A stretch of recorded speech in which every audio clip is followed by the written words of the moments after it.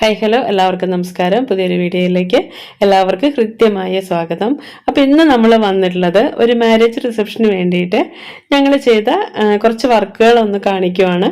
അപ്പോൾ ഇതിൽ ഞാൻ റവ കേസരിയുടെ വീഡിയോ ഡീറ്റെയിൽ ആയിട്ട് തന്നെ പറയുന്നുണ്ട്. ബാക്കിയെല്ലാം ജസ്റ്റ് ഒന്ന് നിങ്ങളെ കാണിച്ചു തരുന്നതെന്ന് മാത്രമേ ഉള്ളൂ. വീഡിയോ ഒരുപാട് ലെങ്തി ആവാതിരിക്കാനാണ് അങ്ങനെ ചെയ്തിട്ടുള്ളത്. അപ്പോൾ നമുക്ക് വീഡിയോയിലേക്ക് പോവാം. അപ്പോൾ റവ കേസരി ഉണ്ടാക്കുന്നതിന് വേണ്ടിയിട്ട് ചൂടായ ഉരുളിയിലേക്ക് ഞാനിവിടെ മിൽക്ക് മെയ്ഡിൻ്റെ ടിന്നുണ്ടല്ലോ, ആ ഒരു ടിന്ന് നെയ്യ് ഒഴിച്ചു കൊടുക്കുന്നുണ്ട്. അതിലേക്ക് ഒരു 250 ഗ്രാം കാഷ്യൂനട്ട് ഇട്ട് കൊടുത്തിട്ടുണ്ട്, 250 ഗ്രാം റൈസിൻസും ഇട്ട് കൊടുത്തിട്ടുണ്ട്. അത് നന്നായിട്ടൊന്ന് ഫ്രൈ ചെയ്ത് എടുത്ത് മാറ്റുവാണ്. അപ്പോൾ അതേ നെയ്യിലേക്ക് തന്നെ നമ്മൾ ഒരു 1.5 കിലോ റവ ചേർത്ത് കൊടുത്തിട്ടുണ്ട്. നമ്മൾ കടയിൽ നിന്ന് വാങ്ങിക്കുന്ന റോസ്റ്റഡ് റവ ഉണ്ടല്ലോ, അതാണ് ഞാനിതിലേക്ക് ഇട്ട് കൊടുത്തിട്ടുള്ളത്. ഇനി അത് നന്നായിട്ടൊന്ന് ഫ്രൈ ആയിട്ട് വരണം. ഈ നെയ്യിൽ കിടന്നിട്ട് നന്നായിട്ടൊന്ന് ഫ്രൈ ആയിട്ട് വരണം. അപ്പോൾ റവ ഇവിടെ നന്നായിട്ട് ഫ്രൈ ആയി വന്നിട്ടുണ്ട്. ഇതിലേക്ക് നമ്മൾ 1 ലിറ്റർ തിളപ്പിച്ച പാലാണ് ചേർത്ത് കൊടുക്കുന്നത്. ഇനി നമ്മൾ ഇതിലേക്ക് തിളപ്പിച്ച വെള്ളവും കൂടെ ചേർത്ത് കൊടുക്കുന്നുണ്ട്. അപ്പോൾ 1 ഗ്ലാസ് റവയ്ക്ക് 2 ഗ്ലാസ് വെള്ളമാണ് നമ്മൾ എടുക്കേണ്ടത്. അതാണ് ഇതിൻ്റെ റേഷ്യോ. അപ്പോൾ അതിനനുസരിച്ചിട്ട് വേണം നമ്മൾ വെള്ളം എടുക്കാനായിട്ട്. അപ്പോൾ ഞാനിവിടെ 1 ലിറ്റർ പാലും ബാക്കി വെള്ളമാണ് ചേർത്ത് കൊടുക്കുന്നത്. ഇത്രയും വലിയൊരു ക്വാണ്ടിറ്റി റവ കേസരി ഞാൻ ആദ്യമായിട്ടാണ് ഉണ്ടാക്കുന്നത്. അതുകൊണ്ട് തന്നെ എനിക്കിതിൽ ഒരുപാട് അബദ്ധങ്ങൾ സംഭവിച്ചിട്ടുണ്ട്. നമ്മൾ സാധാരണ ഈ റവ ഫ്രൈ ചെയ്തെടുത്തിട്ട് വേറൊരു പാത്രത്തിലേക്ക് ട്രാൻസ്ഫർ ചെയ്തിട്ട് വേണമായിരുന്നു നമ്മൾ പാലും വെള്ളവും കൂടെ തിളപ്പിച്ചതിന് ശേഷം ഈ മഞ്ഞൾപ്പൊടിയും കൂടെ ഇട്ട് തിളപ്പിച്ചതിന് ശേഷം വേണമായിരുന്നു നമ്മൾ അതിലേക്ക് റവ ചേർത്ത് കൊടുക്കാനായിട്ട് കുറേശ്ശെയായിട്ട്.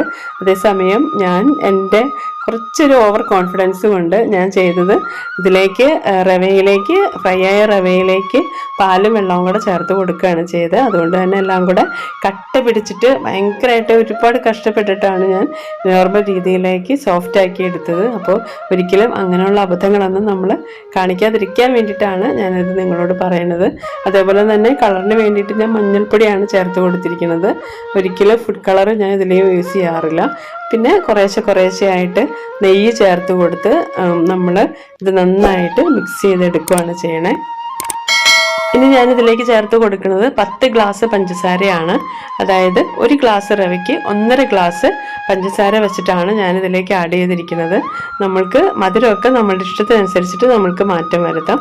ചിലവർ 1 കപ്പ് റവയ്ക്ക് 2 കപ്പ് പഞ്ചസാര യൂസ് ചെയ്യണവരുണ്ട്. അതേപോലെ 1 കപ്പ് റവയ്ക്ക് 1 കപ്പ് പഞ്ചസാര യൂസ് ചെയ്യണവരുണ്ട്. അതൊക്കെ നമ്മളുടെ ഇഷ്ടത്തിനനുസരിച്ചിട്ട് നമ്മൾക്ക് മാറ്റം വരുത്താം കേട്ടോ.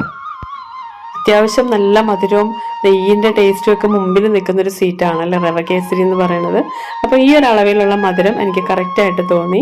ഞാൻ ഈ ഒരു കേസരിക്ക് വേണ്ടിയിട്ട് 1.25 കിലോ നെയ്യാണ് ഉപയോഗിച്ചിട്ടുള്ളത് കേട്ടോ.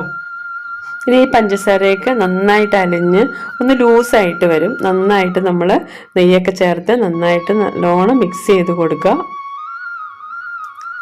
അപ്പോൾ ഇതിൻ്റെ മൊത്തത്തിലുള്ള ടേസ്റ്റൊക്കെ ഒന്ന് ബാലൻസ് ചെയ്യാൻ വേണ്ടിയിട്ട് ഞാനിതിലേക്ക് ഒരു നുള്ള് ഉപ്പും കൂടെ ചേർത്ത് കൊടുക്കുന്നുണ്ട്.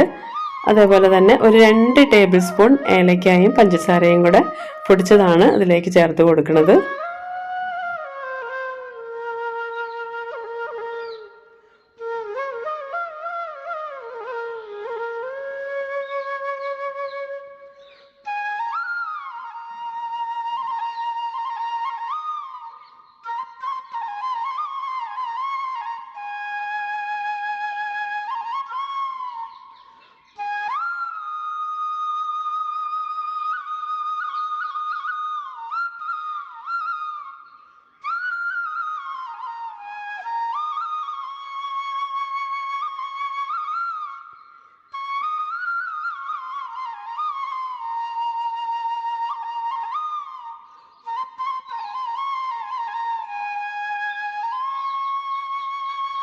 അപ്പോൾ നമ്മുടെ റവ കേസരി ഏതാണ്ടൊക്കെ റെഡി ആയിട്ടുണ്ട്. ഉരുളിയിൽ നിന്ന് വിട്ട് വരുന്ന ഒരു കൺസിസ്റ്റൻസി ആയിട്ടുണ്ട്.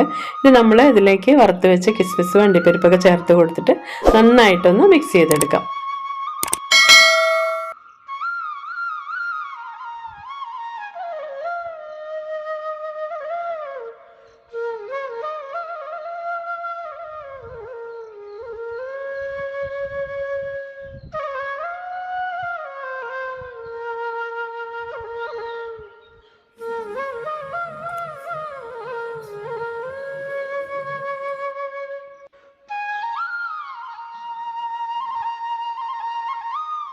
അപ്പം നമ്മൾ റവ കേസരി ഇതേപോലെ നന്നായിട്ട് സെറ്റ് ചെയ്തെടുത്തിട്ടുണ്ടായിരുന്നു. നല്ല ഭംഗിയിൽ ഒന്ന് ഡെക്കറേറ്റ് ചെയ്ത് കിസ്മിസും അണ്ടിപ്പരിപ്പൊക്കെ വെച്ചിട്ട് നന്നായിട്ടൊന്ന് ഡെക്കറേറ്റ് ചെയ്തൊക്കെയാണ് നമ്മൾ പാർട്ടീസിന് കൊടുത്തിട്ടുള്ളത്. അപ്പോൾ നല്ല ഭംഗിയുണ്ടായിരുന്നു കാണാനായിട്ട്, അതേപോലെ തന്നെ കഴിക്കാനും അടിപൊളിയായിരുന്നു, സൂപ്പർ ടേസ്റ്റ് ആയിരുന്നു. അപ്പോൾ എനിക്ക് ഭയങ്കര സന്തോഷമായി, കാരണം ആദ്യമായിട്ടാണ് ഇത്രയും വലിയൊരു ക്വാണ്ടിറ്റി ഉണ്ടാക്കണമെങ്കിൽ പോലും നന്നായിട്ടുണ്ടായിരുന്നു. അപ്പോൾ ഇത് കൂടാതെ നമ്മൾ വേറെ വിഭവങ്ങൾ ഒരുപാട് ചെയ്തിട്ടുണ്ടായിരുന്നു. ചായ, പഴംപൊരി, പാലപ്പം, ഇടിയപ്പം, സ്റ്റൂ, അതേപോലെ പാൽ പായസം, പിന്നെ കേർഡ് റൈസ്. അപ്പോൾ എല്ലാത്തിൻ്റെയും കൂടെ ഡീറ്റെയിൽ ആയിട്ടുള്ള വീഡിയോ ഒക്കെ കാണിച്ചിട്ട് ഒരുപാട് ലെങ്തി ആവണ്ടെന്ന് വിചാരിച്ചിട്ടാണ് ഞാൻ ഇതേപോലെ ചെറിയൊരു വീഡിയോ ആക്കി മാറ്റിയത്. അപ്പോൾ വീഡിയോ എല്ലാവർക്കും ഇഷ്ടമായാൽ സപ്പോർട്ട് ചെയ്യാനും സബ്സ്ക്രൈബ് ചെയ്യാനും മറക്കരുത്. അപ്പോൾ പുതിയൊരു വീഡിയോ ആയിട്ട് കാണും വരെ എല്ലാവർക്കും ബൈ ബൈ.